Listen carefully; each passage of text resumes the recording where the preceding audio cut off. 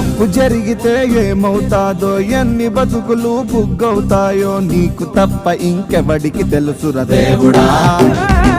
మేం దేవుళ్ళం కాదు కదా దేవుడా, మేం బుర్ర తక్కువ వాళ్ళం దేవుడా. నువ్వు చూసి కూడా ఆపకుంటే తిట్టొద్దా నిన్ను దేవుడా దేవుడా దేవుడా దేవుడా.